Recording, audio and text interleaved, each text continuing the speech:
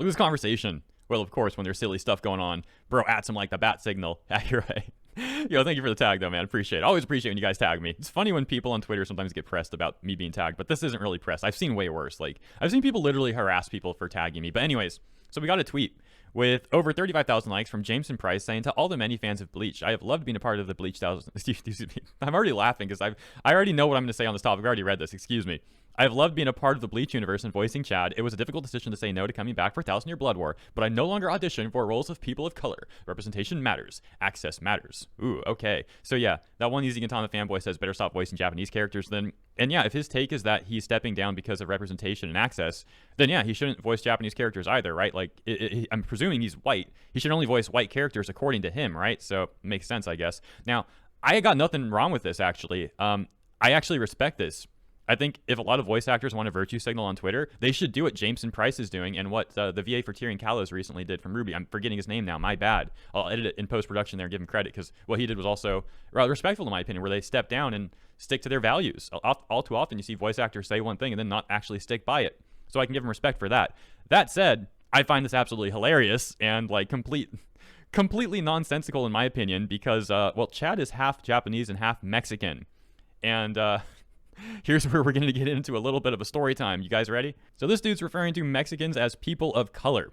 Now, maybe there's some Mexicans out there that do refer to themselves as people of color. Probably on Twitter you'll find some. Maybe, though, to be fair, there's some watching this video. If you're Mexican and you refer to yourself as a person of color, please let me know in the comment section. I'm curious. Because anecdotally, I've grown up in SoCal. I live in SoCal still. Been in SoCal my whole life. I've been around Mexicans my entire life. Worked with, kicked it with, went to school with, trained with. Whole 9 yards, and I've never seen a Mexican person refer to themselves as a person of color. So for me, reading this is kind of funny. To me, this looks kind of like a white savior sort of moment. I'll give you guys a little more insight, a little Hirohei backstory, and also a funny story here as well. So in middle school, I was routinely bullied by white kids.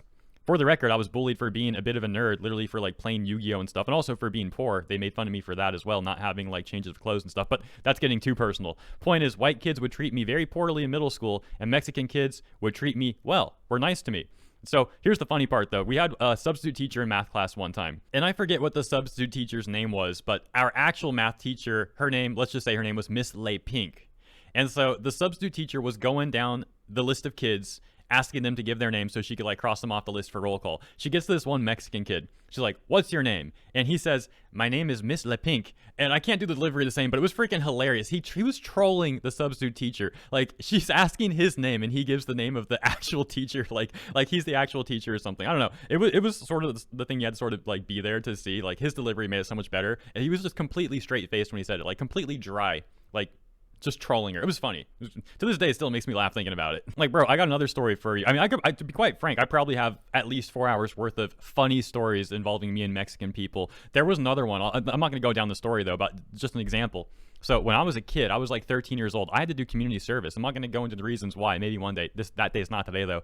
And I was doing community service at a park, and I was doing it with a Mexican janitor that worked there. The dude literally left me alone at the park one time. He's like, "Yo, I'm gonna go get McDonald's. You want something?" He came back with McDonald's. I was supposed to be doing community service. Instead, I'm talking with this Mexican dude who's probably 3 to 4 times older than I am, and we're eating McDonald's, just like laughing about stuff and talking. So I don't know, man. Mexican people are great. It's there's so much funny stuff I could be telling you guys.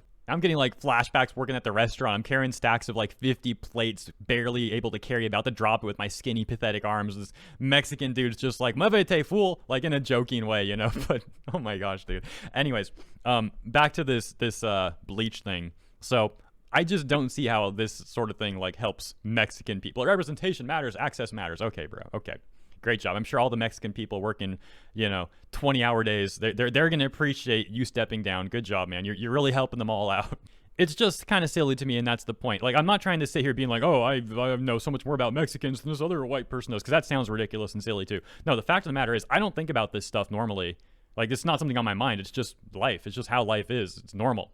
But then I go on Twitter and I see a dude like this, some white dude going off about all this stuff, seeming like a white savior. And to me, who lives in real life, I'm like, bro, like, really?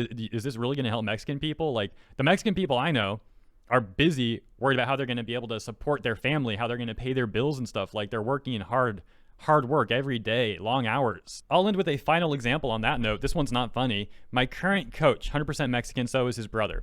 His brother is my age, young dude. He's got 4 kids. He's working in his own words, 100-hour work weeks. So please tell me how you giving up your role for Chad's going to help him and like all these other Mexicans. To be fair, he's not saying it is per se, but you know, the implication and all that, it's just weird, man. I go on Twitter and it's like one thing, and then I go to real life and it's like, bro, people in reality got a whole other set of issues. Y'all on Twitter got like first world problems going on. How about some like reality checks for y'all? Here's the final thing. So apparently Jameson Price, in response to people being like, so you're not going to voice Japanese characters anymore, right? He basically said that, well, that's not a problem. He can voice Japanese characters. I don't know now, man. That seems like a really weird take. You're like saying it's problematic for you to voice POC, but you're welcome to take the roles from Japanese people? That seems like a double standard, despite how he's trying to reason that logic here. Okay, dude, sure. Anyways, let me know what you guys think about all this in the comments. Thank you for tuning in, and I'll see you there.